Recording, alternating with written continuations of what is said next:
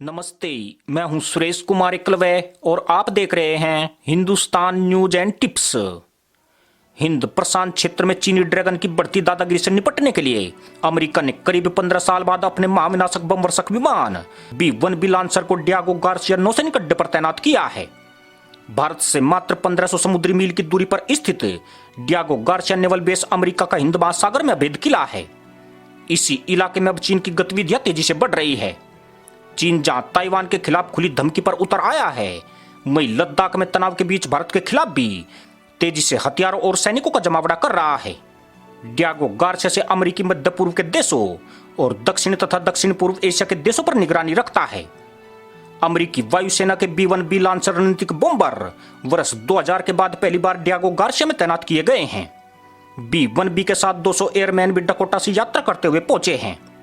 बताया जा रहा है कि गत 17 अक्टूबर को B-1 की तैनाती हुई है। इस विमान की मारक क्षमता 2400 किलोमीटर है और 1.2 मैक की स्पीड से उड़ान भरता है। अमेरिका डियागो गार्सिया से B-1, B-52 और B-2 स्टील्थ बमवर्षक विमान को ऑपरेट करता रहा है। यहीं से अफगानिस्तान और पश्चिम एशिया में कार्रवाई की जाती रही है।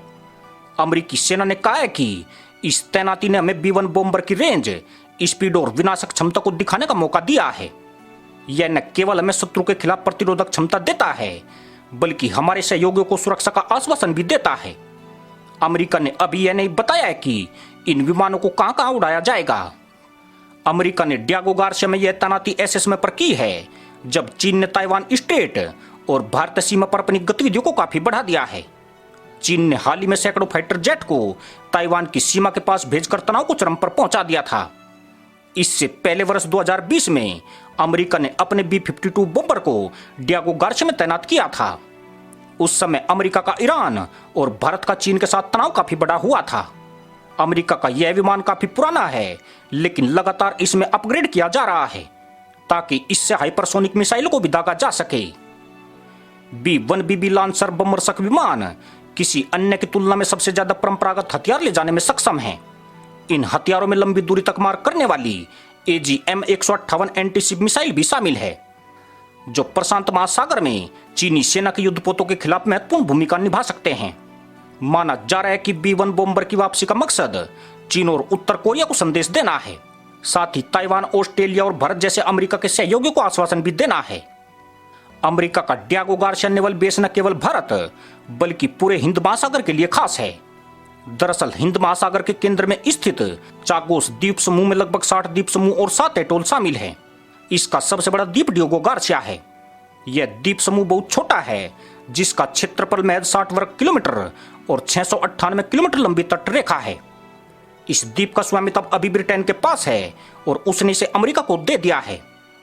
चागोस द्वीप समूह हिंद महासागर के मध्य में स्थित है, जो पश्चिम में अफ्रीकी मुख्य भूमि के तट से और पूर्व में दक्षिण पूर्व एशिया से लगभग समान दूरी पर है।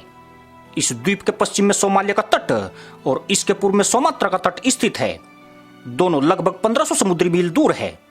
चागोस द्वीप समूह भारतीय उपमहाद्वीप के दक्षिण में लगभग 1000 समुद्री मील की दूरी पर स्थित है।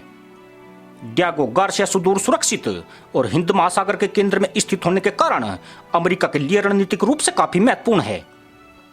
इस द्वीप से भारत के दक्षिणी तट की लंबाई 970 समुद्री मील, श्रीलंका के दक्षिणी पश्चिम भाग से 925 समुद्री मील, होर्मुज जलडमरू मध्य से 2200 समुद्री मील दूर और मलक्का जलडमरू मध्य के मुहाने से 1600 समुद्री मील दूर है।